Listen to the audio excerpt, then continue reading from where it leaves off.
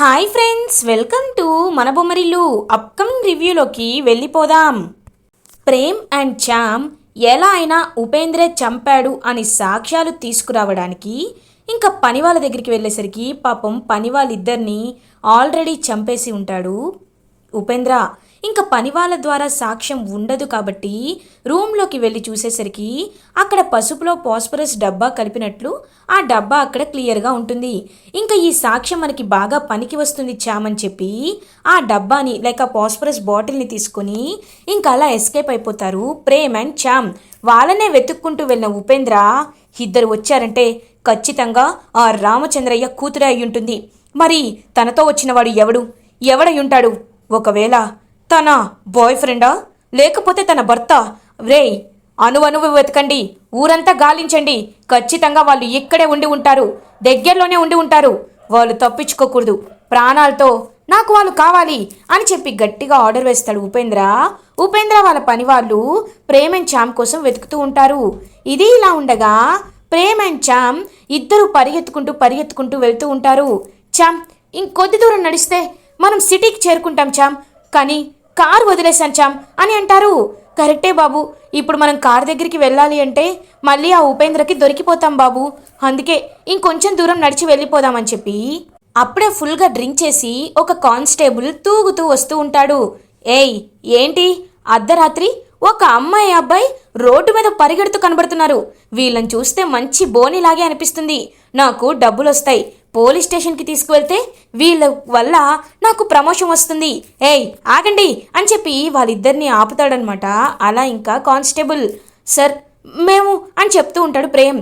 ఏయ్ చెప్పొద్దు, నాకేమీ చెప్పొద్దు, మీ ఇద్దరిని చూస్తుంటే ఖచ్చితంగా మీ ఇద్దరు లవర్స్ అని అర్థమవుతుంది, రాత్రి ఇంత పల్లెటూరులో ఇక్కడికి వచ్చి ఇంత క్లోజ్గా ఉన్నారంటే మీరిద్దరూ కావాలనే మీరు టైం స్పెండ్ చేయడానికి ఇక్కడికి వచ్చారు, మీలాంటి వాళ్ళని ఖచ్చితంగా అరెస్ట్ చేస్తాను అని చెప్పి ఇంకా ఎంత చెప్తున్నా వినిపించుకోకుండా ప్రేమ్ అండ్ చామ్ ఇద్దరికి హ్యాండ్ కఫ్స్ వేసేస్తాడనమాట ఆ కానిస్టేబుల్.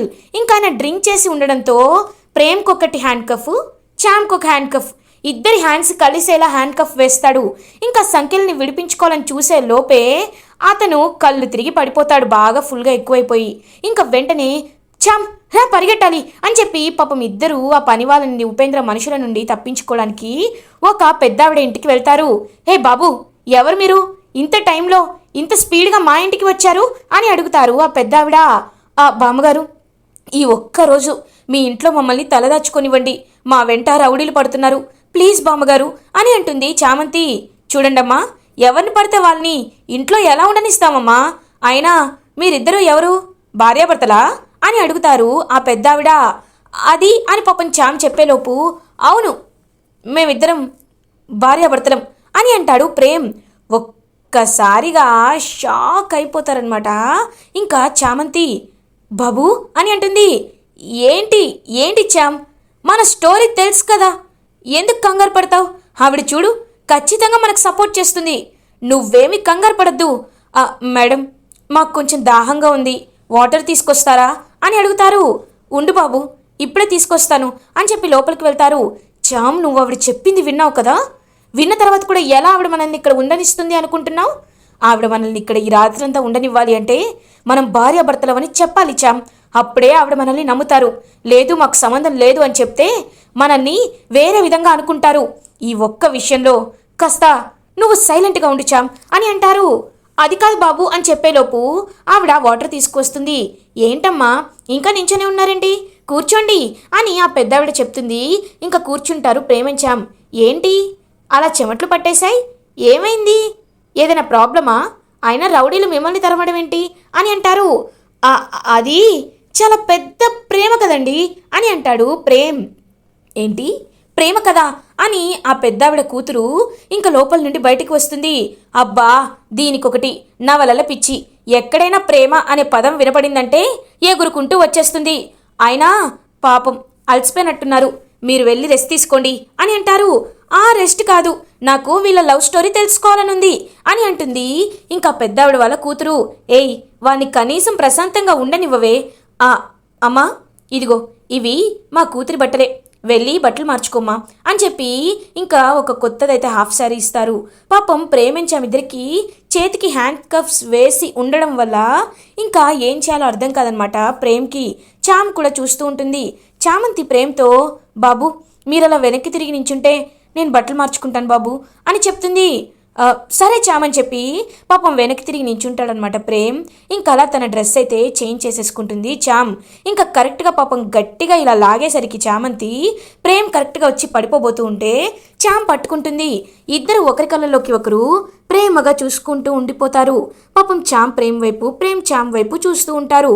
అప్పుడే ఆ పెద్దావిడ వాళ్ళ కూతురు వచ్చి, ఏంటి అప్పుడే మీరు లవ్ చేసుకోవడం స్టార్ట్ చేశారా అని అడుగుతారు. వెంటనే లేచి నించుంటారు ఇద్దరు.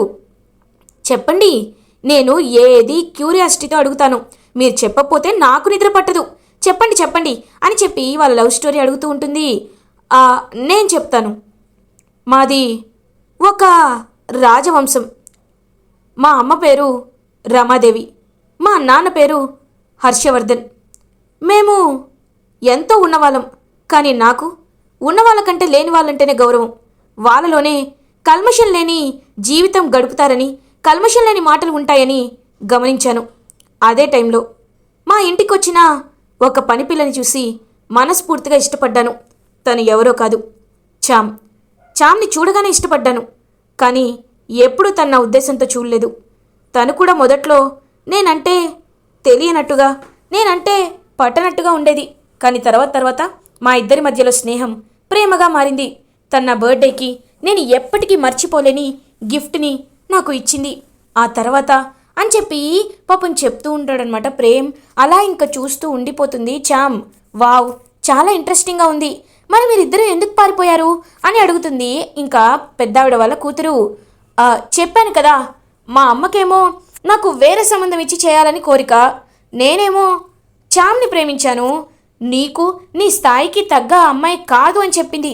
కానీ నేనేమన్నానో తెలుసా, మనసుకి స్థాయి, భేదం లాంటివి ఏవి ఉండవమ్మా. ఒక్కసారి ప్రేమిస్తే వాళ్ళు స్థాయి ఎక్కువైనా తక్కువైనా, ఉన్నవాళ్ళైనా లేని వాళ్ళైనా, ఎలాంటి వాళ్ళైనా మంచి మనసుంటే చాలు. ఆ మనసు మన మనసుని అర్థం చేసుకుంటే చాలు. చామ్కి లేకపోతే ఏంటి, నా దగ్గర తన్ని జీవితాంతం ప్రేమగా ఉంది, చూసుకున్నాను అనే ఒక ఆస్తి ఉంటుంది కదా, ఆ ఆస్తి నాకు చాలు. తను నాకు ఇచ్చే ప్రేమే ఆస్తిగా భావిస్తాను. తను నాతో నడిచి వచ్చే 7 అడుగులే కట్నంగా భావిస్తాను అని పాపం ప్రేమ్ చెప్పినట్టు ఉంటే ఇంకా అలా పాపం ప్రేమ్ వైపే చూస్తూ ఉండిపోతుంది చామ్. అప్పుడే ఇంకా ప్రేమ్ చెప్తూ ఉంటాడు కదా ఇలా, సో ఇద్దరం పారిపోయి వచ్చేసాం. అందుకే మా అమ్మ మమ్మల్ని బంధించడానికి పోలీసులు కూడా పిలిపించింది.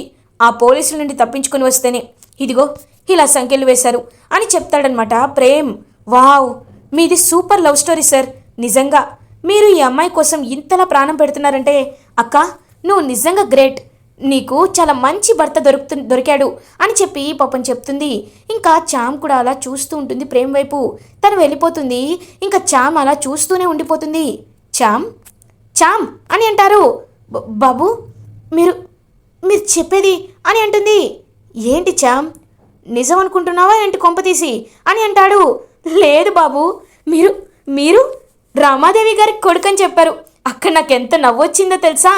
మీరు అమ్మగారి కొడుకైతే ఇలా ఎందుకుంటారు బాబు అని అంటుంది పాపం చామ్. ఇలా అంటే మా అమ్మ అని అంటాడు ప్రేమ్. చచ్చా, నేను అలా అనట్లేదు బాబు. మీరు ఒకవేళ నిజంగా రమాదేవి అమ్మగారి కొడుకై ఉంటే మాతో ఇంత కలివిడిగా ఎందుకుంటారు అని అంటున్నాను. పేదవాళ్ళ గురించి ఎందుకు ఆలోచిస్తారు అంటున్నాను. మీరు చాలా గొప్పవారు బాబు. మీ మనసు చాలా గొప్పది. నేను ఏమి మీకు కాను, అలాంటిది నా గురించే ఇంతలా ఆలోచిస్తున్నారంటే మీకు ఫ్యూచర్లో వచ్చే అమ్మాయి గురించి, మీ భార్య గురించి మీరు ఎంతలాగో ఆలోచిస్తారని నాకు చాలా సంతోషంగా ఉంది బాబు. ఖచ్చితంగా మీ భార్యని ఒకసారి చూడాలని ఉంది అని అంటుంది చామ్.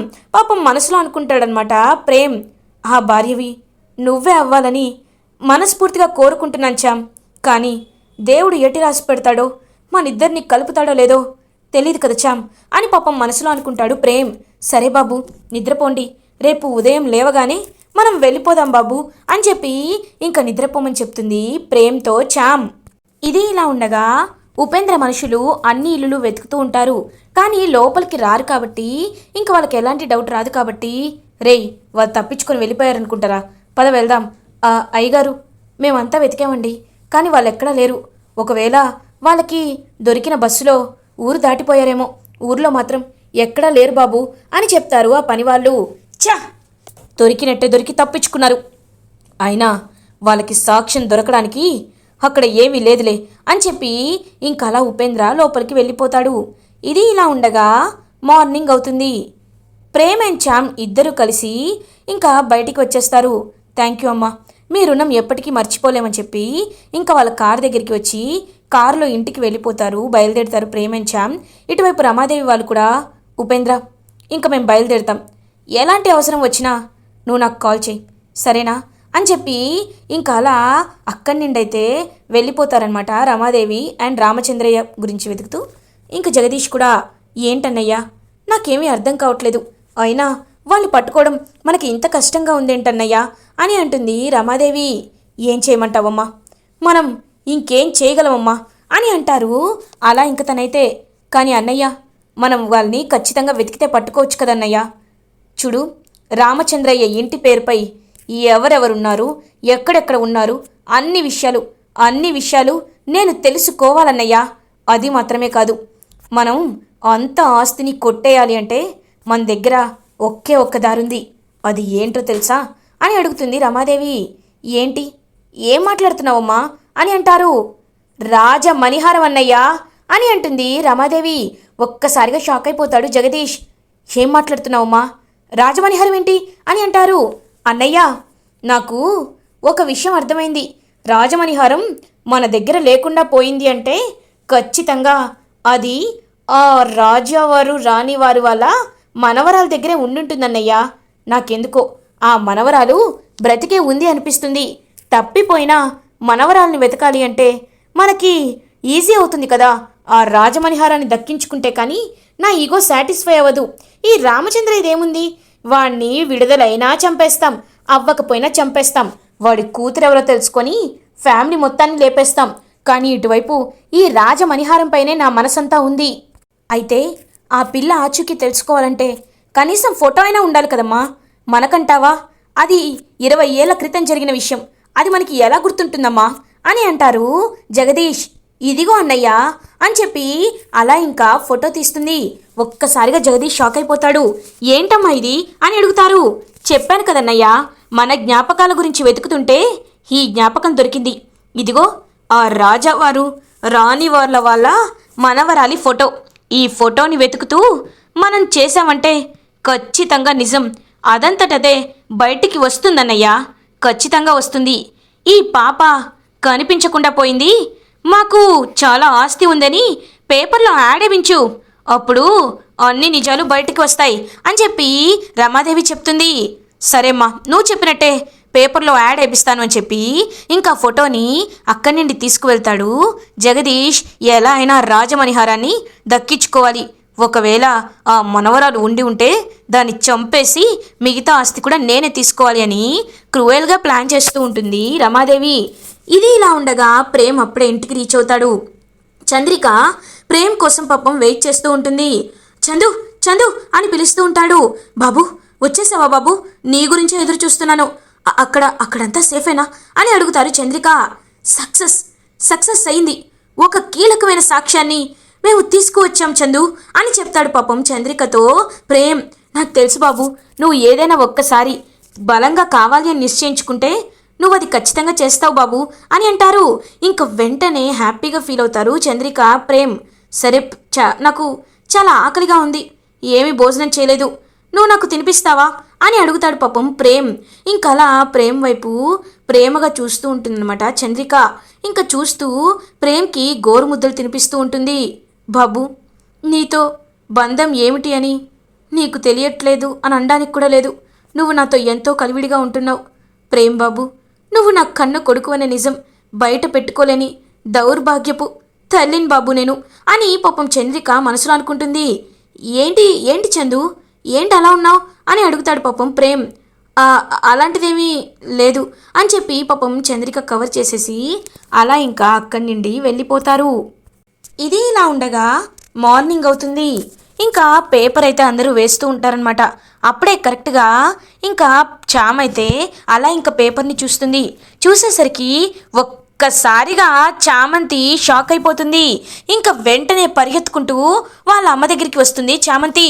అమ్మ అమ్మ ఒకసారి ఒకసారి ఫోటో చూడు అని అడుగుతుంది. ఇంకా వాళ్ళ అమ్మ పాపం చామ్ వాళ్ళ అమ్మ ఫోటో చూస్తుంది. చూసి ఒక్కసారిగా షాక్ అయిపోతుంది. ఏంటిది అని అడుగుతారు రామచంద్రయ్య వాళ్ళ భార్య. అమ్మ ఏంటమ్మా ఏం జరుగుతుంది నాకు అర్థం కావట్లేదు. ఈ ఫోటో నాదే కదమ్మా, చిన్నప్పుడు ఇది నా ఫోటోనే కదా, అలాంటిది ఇప్పుడు రమాదేవి అమ్మగారు నన్నేంటి మనవరాలిగా ఈ ఫోటో వేస్తున్నారు, నాకేమీ అర్థం కావట్లేదు అని పాపం అడుగుతూ ఉంటారనమాట చామ్. ఇంకా వెంటనే ఏమీ చెప్పలేక ఒక్కసారిగా షాక్ అయిపోతారు చామ్ వాళ్ళ అమ్మ. నన్నేమి అడగద్దు అని చెప్పి సైగ చేస్తూ ఉంటారు. అమ్మ నువ్వు ఖచ్చితంగా చెప్పాలమ్మా అని అడుగుతుంది. లేదు నేను చెప్పలేను అని చెప్పి పాపం చెప్పకుండా సైగ చేస్తూ ఉంటారు. సరే నేను నాన్న దగ్గరికి వెళ్తాను, నాన్న దగ్గరికి వెళ్ళి తేల్చుకుంటాను అని చెప్పి ఇంకా పాప పేపర్ పట్టుకొని హుటాహుట్టిన వాళ్ళ నాన్న దగ్గరికి రామచంద్రయ్య దగ్గరికి అయితే బయలుదేరుతుందనమాట. అలా ఇంకా వెంటనే ఇంకా బయలుదేరి నాన్న నాన్న అని చెప్పి వాళ్ళ నాన్న దగ్గరికి వెళ్తుంది. మా బిడ్డ చామంతి ఏందమ్మా ఇలా వచ్చావు అని అడుగుతారు.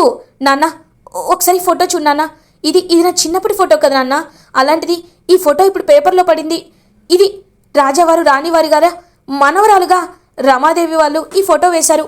అంటే ఏం నాన్న ఎందుకు వీళ్ళు ఇలా చేస్తున్నారు, నాకేం అర్థం కావట్లేదు నాన్న అని అంటుంది చామంతి. ఇంకా ఒక్కసారిగా షాక్ అయిపోతారనమాట. అలా రామచంద్రయ్య చెప్పు నాన్న నిజం చెప్పు అని అడుగుతారు. బిడ్డ అంటే అది అని తడబడుతూ ఉంటారు. నాన్న ఇప్పుడు నాకు నిజం చెప్పకపోతే నా మీద ఒట్టే అని అంటుంది పాపం చామ్. బిడ్డ అంత మాట అనద్దమ్మా, నువ్వే ప్రాణంగా ఉన్నాం. చెప్తా బిడ్డ, నేను దాచిన గతంలో నిజాన్ని చెప్తా బిడ్డ. చెప్పిన కదా ఆ రోజు రాజావారు రాణివారు గారా మనవరాలు పుట్టినరోజని అందరూ అంగరంగ వైభవంగా అన్ని ఏర్పాట్లు చేసుకుంటున్నారు. అప్పుడే రాజాగారిని అదిగో ఆ రమాదేవి జగపతి ఇద్దరూ చంపేశారు. తర్వాత వాళ్ళ పాప కనబడకుండా పోయిందని చెప్పాను కదమ్మా, అది ఎవరో కాదు బిడ్డ, నువ్వేనమ్మా చామంతి. నువ్వు ఆ రోజు నేను నిన్ను వెతుకుతూ వస్తే అంటే అంతకుముందు ఎప్పుడైతే రాజావారు నాకు చెప్పారు ఆయన చనిపోయారనుకో నేను తీసుకువెళ్తూ ఉంటే ఆయన సడన్గా స్పృహలోకి వచ్చారు. పాప పాప అని చెప్పి పాప వెళ్ళిన డైరెక్షన్ చూపించారు. వెంటనే నేను అటువైపుగా వెళ్ళి చూసేసరికి అప్పుడు నీ తలకి ఒక రాయి తగిలి స్పృహ కోల్పోయి ఉన్నావమ్మా. నిన్ను వెంటనే ఆసుపత్రికి తీసుకువెళ్ళాను. అక్కడ నువ్వు కళ్ళు తెరిచిన వెంటనే నేను ఎవరు, నాకు ఏమైంది, నువ్వు ఎవరు అని నన్ను ప్రశ్నించావమ్మా. నువ్వు జరిగిన గతమంతా మర్చిపోయావు. అందుకే నీ ఉనికి తెలిస్తే ఎప్పటికైనా ప్రమాదమేనని నేను నీ నాన్ననమ్మా అని నీకు అబద్ధం చెప్పాను. చామంతి అని నీకు నామకరణం చేశాను. ఈ విషయాన్ని దాన్ని చెప్పొద్దని దాని చేత ఒట్టేయించుకున్నాను. ఇదేనమ్మా, ఇదే జరిగిందమ్మా చామంతి. నువ్వు రాజావారు రాణి వాళ్ళ అసలైన వారసురాలివమ్మా అని అతి పెద్ద నిజాన్ని చెప్పేస్తారు. అలా ఇంక తనైతే రామచంద్రయ్య ఒక్కసారిగా నిజం తెలుసుకొని ఇంకా షాక్లో ఉండిపోతుంది చామంతి. ఇలా ఎపిసోడ్ ఎండ్ అవుతుంది. ఫర్దర్ ఎపిసోడ్ రివ్యూస్ ముందుగా మీకు కావాలి అనుకుంటే మా ఛానల్ని సబ్స్క్రైబ్ చేసుకోండి. Thanks for watching.